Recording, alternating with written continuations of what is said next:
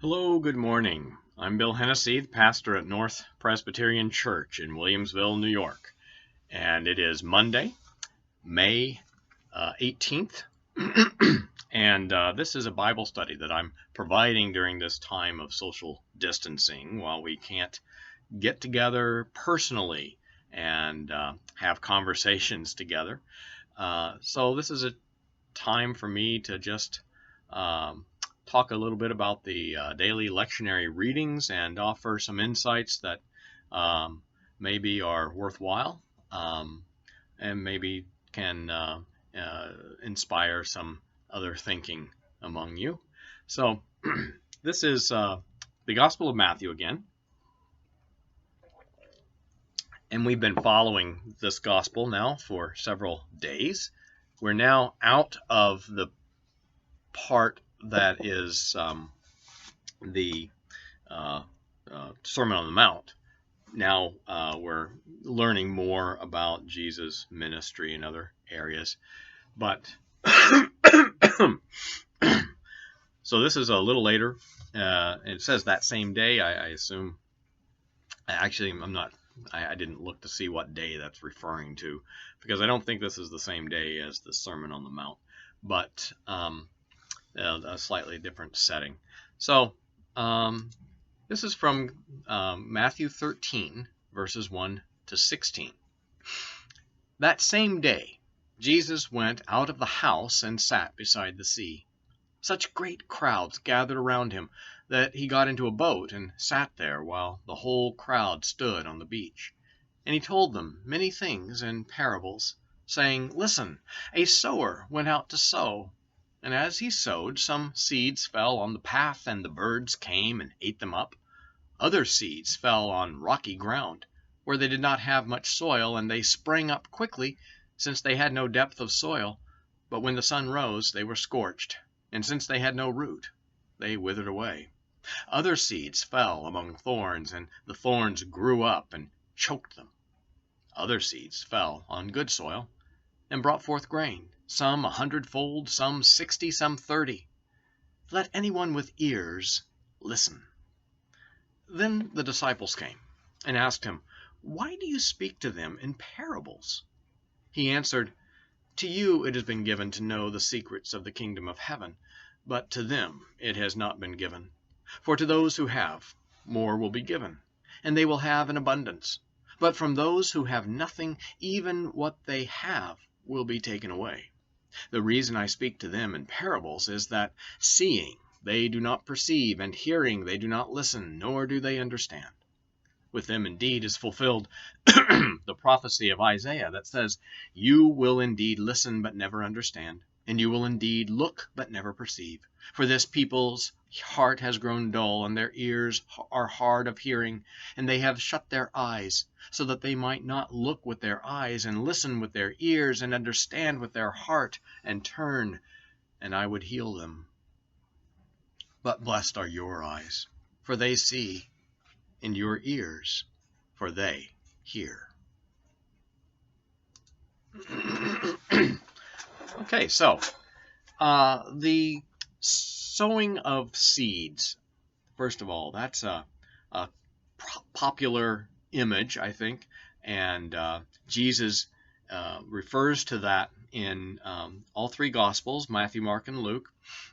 So we hear this parable told in slightly different settings each time, I think.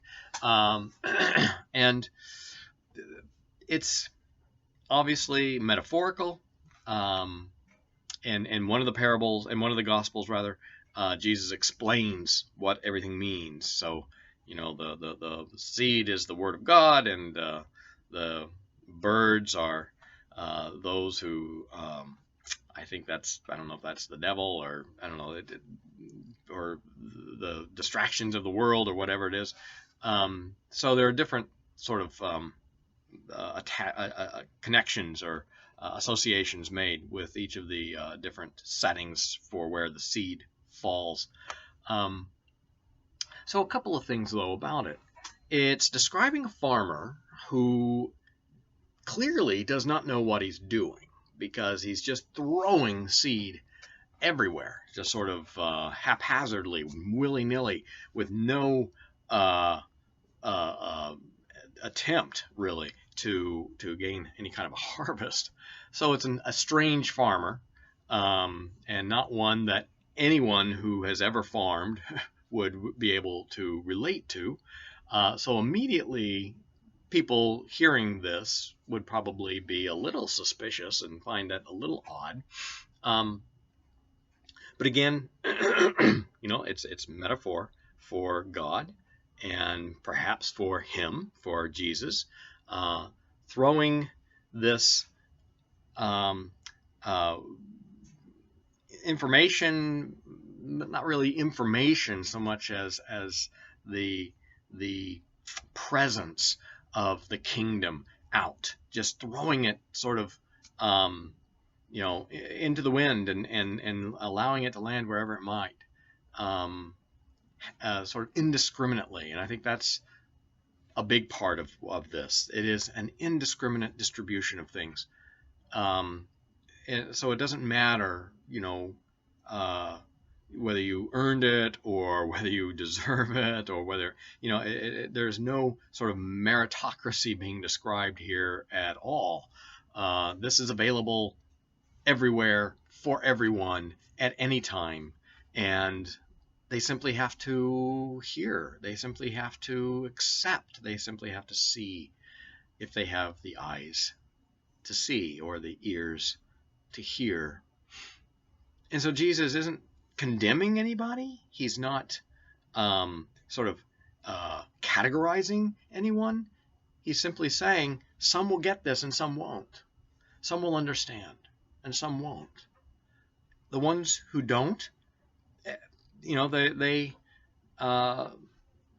end up sort of it doesn't, whatever has been sown won't grow in them, and their lives won't reflect that. And those who do get it, their lives will begin to blossom, and they'll understand, and they'll be able to express this in multiple ways, 100-fold, 60-fold, 30-fold. So this remarkable harvest that can occur for those within those who understand. So, who is the ground? What is the ground? Well, maybe it's us, right? And in what kind of soil are we? Are we able to receive what has been sown for us? So that's I think the intention of this parable. It's, again, as we've talked about before, it is a turning within, looking within, finding within ourselves the capacity to hear and to see and to understand anew. And this is what Jesus is bringing, it as new understanding and new insight that can lead to healing within a person and perhaps among people. So it affects the whole society. The disciples seem a bit confused about this. They don't understand quite why Jesus is being so opaque in his stories. Why not just be straightforward? And he tells them that they are the lucky ones. They're the ones who understand the secrets of the kingdom of heaven. I don't really think they do. And the writers of the Gospels are not especially charitable toward the disciples, really. The disciples, for the most part, are confused, and they misunderstand what Jesus is talking about all the time. So these people are not what one would think of as sort of spiritual masters at all. So, who all is Jesus including when he quotes that passage from Isaiah? You hear, but you don't, uh, understand. You look and you don't perceive. Um, Perhaps that also applies to the disciples themselves. Um, but obviously, Jesus has some confidence in them. And for the people to whom these gospels are written, and these gospels are each written for communities. These are inside documents. These are not meant to be read by people outside the community. These aren't apologetics. These are more instructional kinds of manuals for those who have already sort of made their commitment, but to better understand what that means. Um, for those folks, it may be comforting to think, well, I don't get this very well, but neither did the people who were walking with Jesus at the time. And I think that's worthwhile for us to remember as well. Um, our spiritual forebears, the disciples, they struggled with Jesus' teachings as much as we do, and may even have struggled with Jesus' method as much as we do. Jesus' method is really wasteful in a lot of ways. He just sort of gives away everything to anyone who is seeking. And in our efficiency obsessed world, that makes no sense at all. I mean, you don't just give away something that is in short supply, but that's the whole point, right? It's not in short supply; it's abundance. It is abundance, and we tend to think from a perspective of scarcity. We tend to think that we need to hoard. Um, not just our resources, but our understanding and uh, our I guess our spiritual lives, and so we sort of keep it tightly bound. But Jesus is saying no, it's all out there. You need to throw it out haphazardly, expansively, uh, uh, and understand that some will be understood and some will be received well and others will not, and that's okay. And that's okay. We live in a world where not everybody has the same understanding. We all know that. Our job is to simply give it, to simply put out there the love and compassion of Christ. It's not up to us to ensure that others accept it, you know. And and the church has often, I think, misunderstood that. The church has often, I think, had a tendency to want to evaluate how people respond and somehow control that. We want to have a formula that's going to lead to an outcome that we can measure. It doesn't work that way in the spiritual world. Um, you know, and those things that we can measure may not bear fruit for a generation or more. We may not be around when the seeds we sow finally take root and produce. And we have to be open to that too. Open to the possibility that what we're doing now may not seem effective, but down the road, years from now, may provide the kind of help that we want, that we intend. So we have to have a long view of our life together, and try to look beyond the moment in some ways, even as we live in the moment. I mean, it's a very complex worldview, and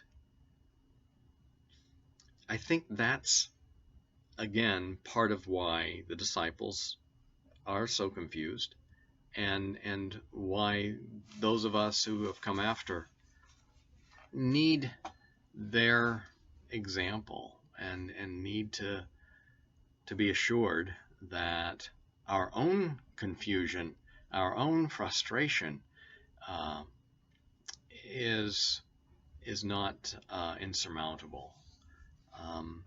If we simplify this, if we reduce things to the lowest common denominator, if we opt solely for efficiency and results, we're going to fall short. We're going to discover that our efforts are